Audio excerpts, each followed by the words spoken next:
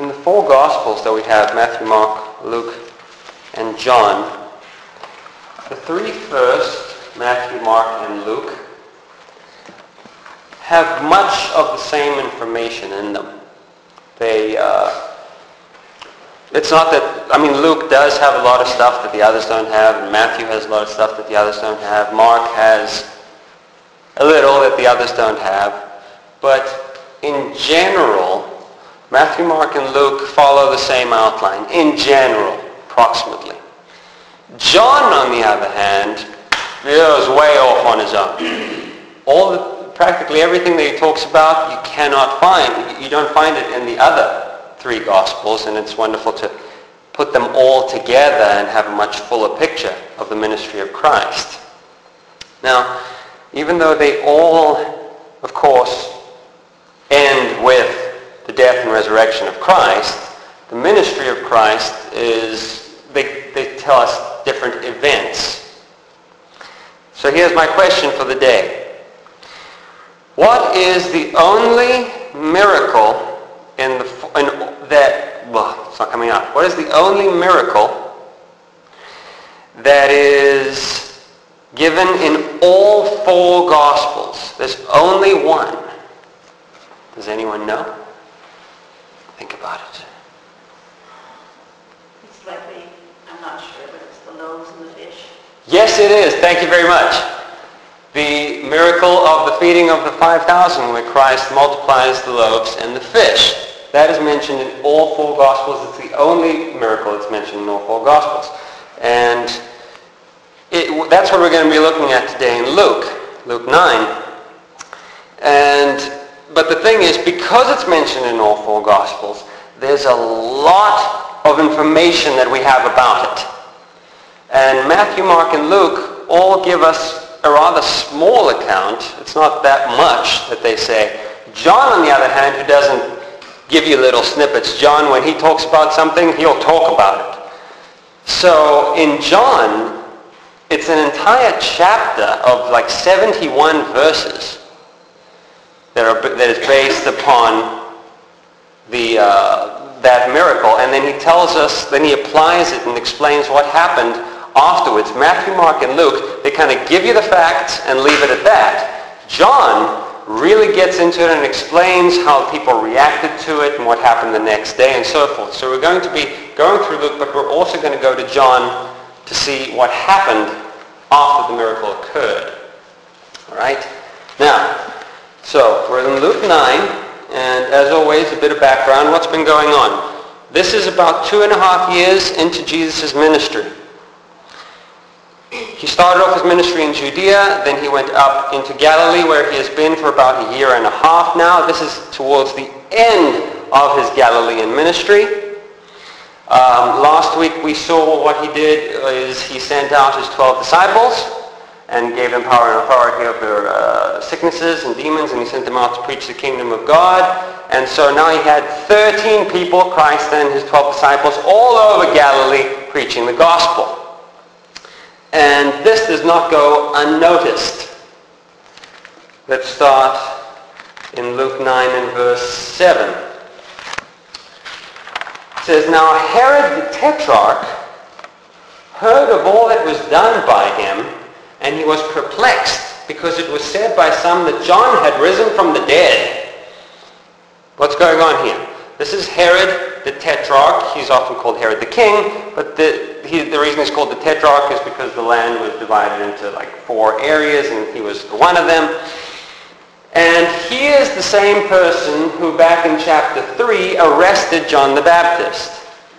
This is not Herod the Great who killed all the babies 30 years ago when Christ was born. That was this guy's father.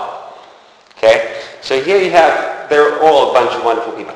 So here is Herod, his son, and back in chapter 3 he had arrested John, and back in chapter 7 we saw that John the Baptist was still in jail, and now we find out that, just in passing, we find out that he's killed him. He's killed him. And he hears about what's going on with Jesus, and people come to him and they're like, "Oh, we think this is John the Baptist who's been raised from the dead who's doing all these things." So he doesn't know what to think of this. Verse 8 says, by some he was told that Elijah had appeared, and by others that one of the old prophets had risen again, so he doesn't know what's going on. Verse 9, Herod said, John I have beheaded, but who is this of whom I hear such things? So he sought to see him. Of course, we know how he had killed John the Baptist. One of his wife's daughter, I'll call him, it's not, well, anyhow. This young girl had danced for him, and he got all excited and promised her anything she wanted, and she said, give me the head of John the Baptist, so he gave it to her. Anyhow, so John is dead. Herod is hearing all these things about Jesus. He doesn't know what's going on, and he's just kind of worried about that. But let's move to verse 10, where our main passage begins. It says this, and the apostles, when they had returned, this is after Jesus had sent them off to preach, the apostles, when they had returned, told him all that they had done. Then he took them and went aside privately into a deserted place belonging to the city called Bethsaida. Okay, what's going on here? It says he takes his disciples and they go to a deserted place. Why is he doing this? 2 reasons. Again, we're going to be drawing a lot from the other Gospels because we have a lot of information from the others. 2 reasons. 1, John the Baptist had just been killed apparently. And people had come to Jesus and they said to him, Herod killed John the Baptist. And this is the exact time when Jesus says, okay, well, we're leaving. And they go to this deserted place. And apparently, as far as I can figure out, this place where they went near Bethsaida is just out of Herod's jurisdiction, which I find interesting because we did just read that Herod wanted to see him, and Jesus doesn't want to deal with Herod right now, so he leaves. Second reason is this that we read in Mark. The disciples have come back. They're all excited and everything, but they're tired from all the traveling and the preaching. And you know that there's always huge crowds following Jesus. Now the disciples have been doing all these miracles, so even bigger crowds have come, and they've followed them back to Jesus. So here are the disciples. They're back. They're excited, but they're tired. And you have more crowds coming, and it says it was so crowded they couldn't even sit down to have a meal. And Jesus says, okay, we're leaving. We're going somewhere so we can rest. He's done this before. Sometimes it's just too much, and they need to go aside and rest. Verse 11 says, but when the multitudes knew it, they followed him, as it always happens. Now, I have to stop there because Luke doesn't give us that much information. He just says they followed him. But how did this happen? What happens is, again, they're around the Sea of Galilee, as usual, and they get into a boat, and Jesus says, okay, let's go to the other side, get some space, get away from all these people. So they get into the boat, and they start traveling to the other side of the lake. The people on the shore see them leaving, and they're like, we're going to follow them. So they start running on the shore while they can see the boat, and they run to the other side of the lake while they're going across with the boat. And apparently, the people are already there when Jesus arrives. He can't get away. So maybe they rested for a couple of hours on the boat. I don't know. But as soon as they get there, there's people everywhere. So this is his big day off. Verse 11 says, when the multitudes knew it, they followed him. And he, what? He received them and spoke to them about the kingdom of God and healed those who had need of healing. Jesus, he doesn't stop. He doesn't stop. Even if he's exhausted, he is still helping people. He could have said, this is our day off. It's not happening. I'm pretty sure his disciples would be like, okay, this is just crazy. We need to, tomorrow. But no, they're like, no, Jesus is like, okay, they need help. They need preaching. They need to be healed. I'm going to help them. In Mark, it says he had compassion on them because they looked like sheep without a shepherd. And so he helps them. And this crowd, we will read later on, is not just a few people. This is 5,000 men, not people. 5,000 men, Matthew says, besides women and children. So we could be talking about 10,000 people here. We could be talking about 15,000 people. You don't know. But it's way more than just 5,000. 5,000 men plus women and children. So this is a huge crowd. So let's keep on going. Verse 13. When the day began to wear away, the 12 came and said to him, "Send the multitude away, that they may go into the surrounding towns and country and lodge and get provisions, for we are in a deserted place here." Okay? It's getting late. We're in a deserted place. There's nothing for these people to eat. Jesus, send them away. Now, I don't really like the fact that they're telling Jesus what to do, but I'll just ignore that for now. So they say, send them away. Okay, verse 13. But he said to them, "You give them something to eat." Wait a minute. Okay. Jesus, these people have nothing to eat. Jesus says to them, "Well, you give them something to eat." Okay, now what are the options here? We are told in John, this is interesting, we are told in John that he turns to Philip, specifically to Philip, and he says to Philip, "Philip, how are we going to feed these people?" But it says that this was a test. It says he already knew what he was going to do, but this was a test to Philip to see what he was going to say. So he says to Philip, "Philip, how are we going to feed all these people?" Well, Philip says, okay, well, let's think about this.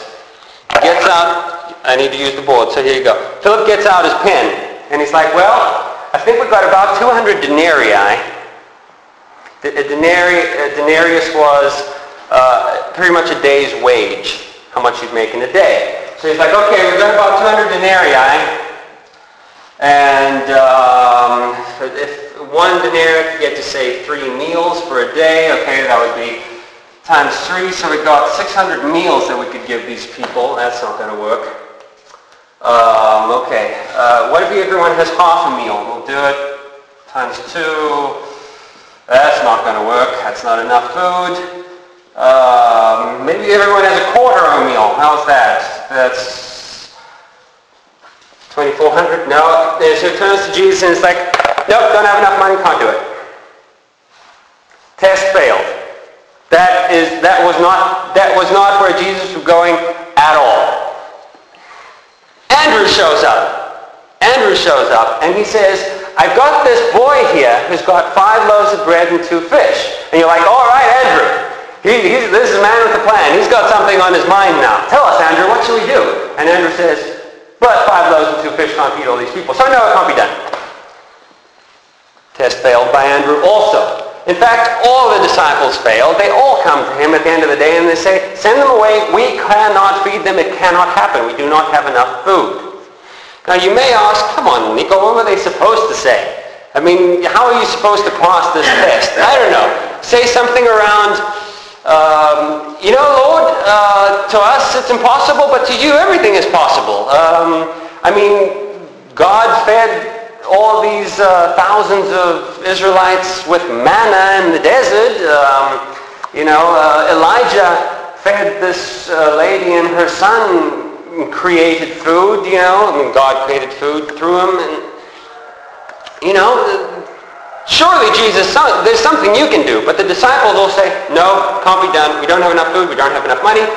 Send them away because we can't feed them. Verse 13, if we continue, but he said to them, "You give them something to eat." And they said, "We have no more than 5 loaves and 2 fish. Unless we go and buy food for all these people." For there were about 5,000 men. Then he said to his disciples, "Make them sit down in groups of 50. Verse 15, and they did so and made them all sit down. Okay? So, Jesus says, I'll take care of it. Have them all sit down in groups of 50. In the other Gospels, we are told that this was about the time of the Passover. So that would make it springtime. March, April, somewhere around that time. So it's a nice spring day. We were also told that there was a lot of grass on the ground. He says, hey, we're going to have a picnic. Everyone sit down in groups of 50s. It'll be great. So they all sit down, and they're getting ready to be served.